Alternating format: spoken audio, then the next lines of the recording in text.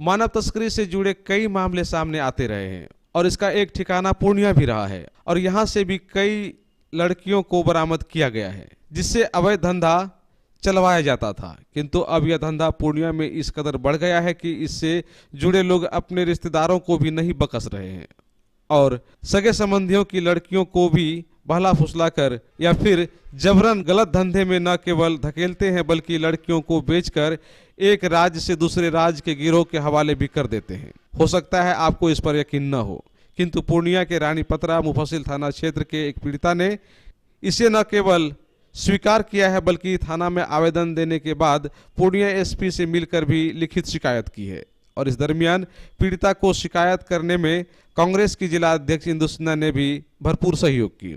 इस दरमियान पीड़िता एवं उसके पिता के साथ साथ कांग्रेस जिला अध्यक्ष ने जो बातें कही वो चौंकाने वाला था। पीड़िता ने बताया कि उनके चाचा एवं चचेरा भाइयों ने ही उसको बेचने के ख्याल से पहले अपहरण किया और फिर एक गिरोह को बेच दिया गया जहां उसके साथ दुष्कर्म हुआ और वहां से वे किसी तरह बचकर निकल गई और भटकते हुए पंजाब पहुंच गई और वहां एक सरदार के घर से उन्होंने अपने पिता को फोन किया और उसके बाद उनके पिता पंजाब गए और उनको लेकर पूर्णिया आए। पीड़िता ने बताया कि इस दरमियान उन्हें काफी प्रताड़ित भी किया गया। 13 तारीख को हम घर पे है, पापा धान काटने गया था, तब मम्मी हमको बोला सब्जी काटने, तब हम सब्जी काट लिए हैं। ट्यूबवेल के पास गया था हम पानी आनने के लिए, तब वहाँ पे आया मेरे चाची ने बुलाया तुम्हारा चाचा बुलाता है नहर के ऊपर में। तब नहर गया है, वहाँ पे देखता है मेरे 2 चाचा है, अपना चाचा है और मेरा सतला भाई का मामा भी है, सतला भाई भी है, उसका मामा लड़का भी है। जहाँ बोले उसको चाचा को क्या हुआ चाचा, तब मुँह में कपड़ा बांध के मोटरसाइकिल में बैठा दिया। वहाँ से लेके चल गया 3 पनिया हमको।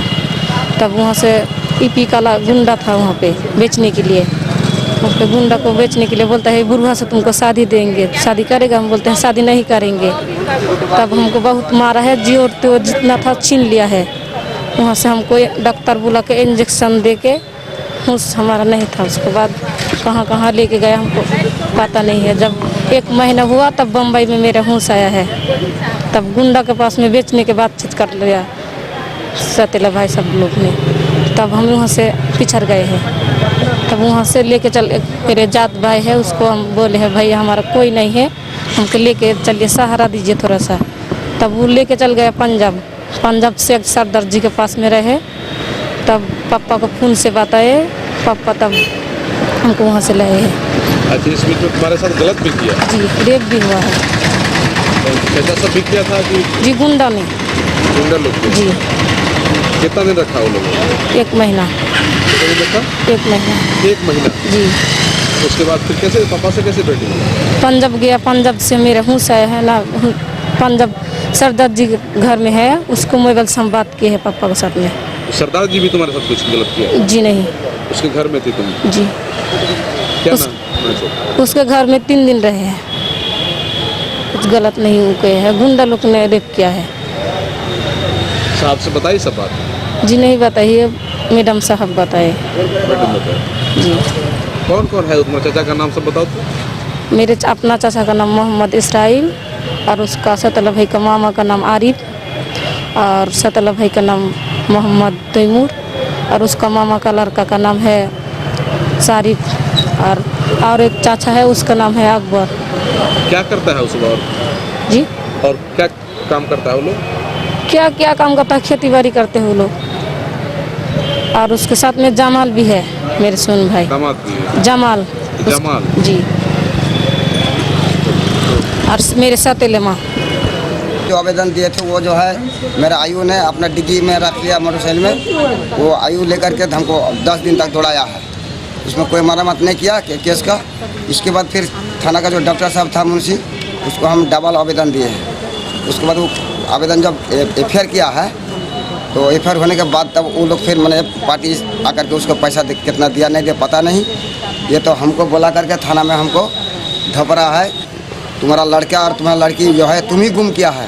अगर तुम्हारा लड़का लड़की निकल गया ना, तुम्हारे ऊपर उल्टा केस दे करके तुम मुर्गी मर्दा दोनों को जो है जेल भेजवा देंगे। इस तरह से हमको बहुत डांटने लगा, हमको दिल में डर हो गया। 1 महीना तक लड़की को पता नहीं चला है। 1 महीने के बाद में जब पता चला तब हम आए हैं थाना में बड़ा बाबू को बोलने के लिए। बड़ा बाबू ने कि सर हमको लड़की का पता मिला, हमको साथ में पुलिस दिया कीजिए, हम लड़की को वहाँ से मरम्मत करके लाएंगे। तो बड़ा बाबू ने बोला है कि देखिए तुम गरीब आदमी है, तो पुलिस ले जाएगा तो बहुत तुम लंबा खर्चा में पड़ जाओगे, तुम अकेला चले जाओ, सबसे वही अच्छा रहेगा। यहाँ से जब गए हैं सर, रास्ते में फिर पता चल रहा है कि लड़की था बम्बई में, बम्बई से फिर लेके चले गया पंजाब लुधियाना। लुधियाना तक हम पहुँचे, जाके देखे वहाँ एक सरदार जी के घर में है। सरदार जी को जब बोलने लगे तो वो हमसे 20,000 रुपया मांग की।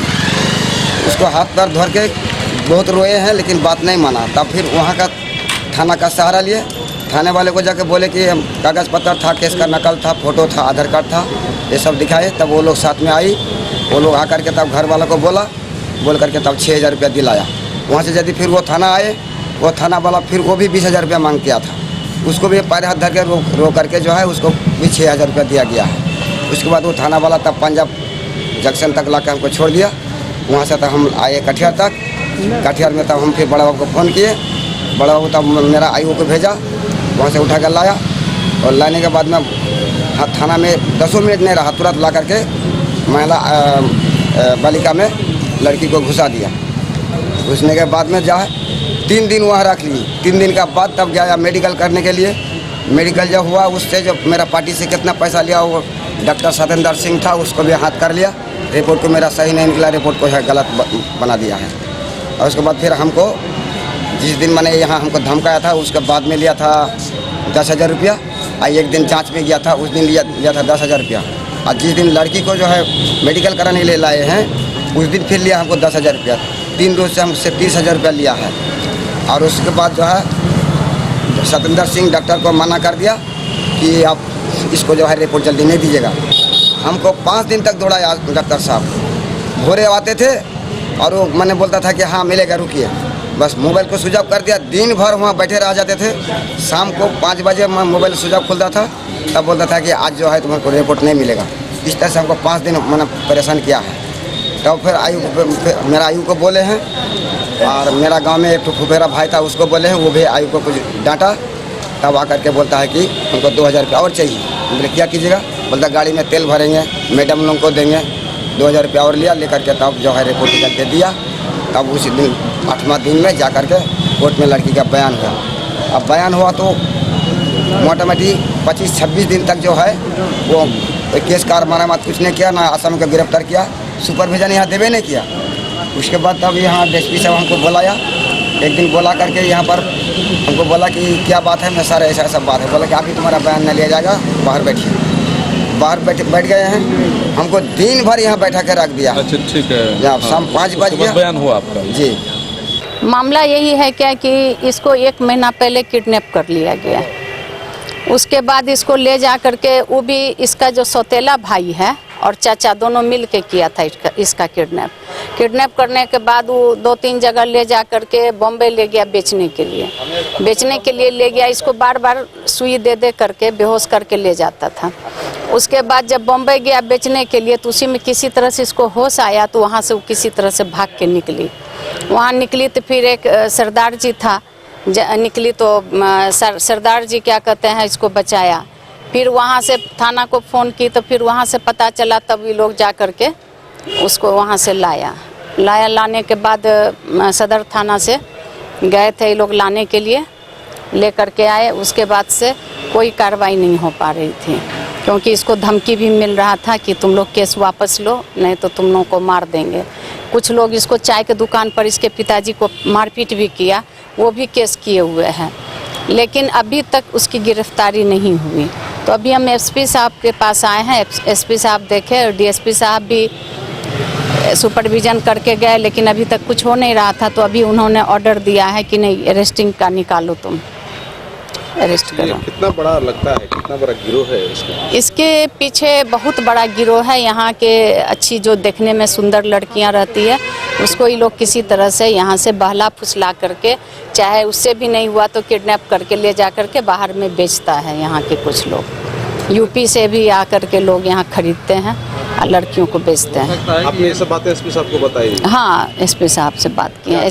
एसपी साहब बोले कि ठीक है, हम गिरफ्तारी का ये करते हैं। डीएसपी साहब से बात किए हैं,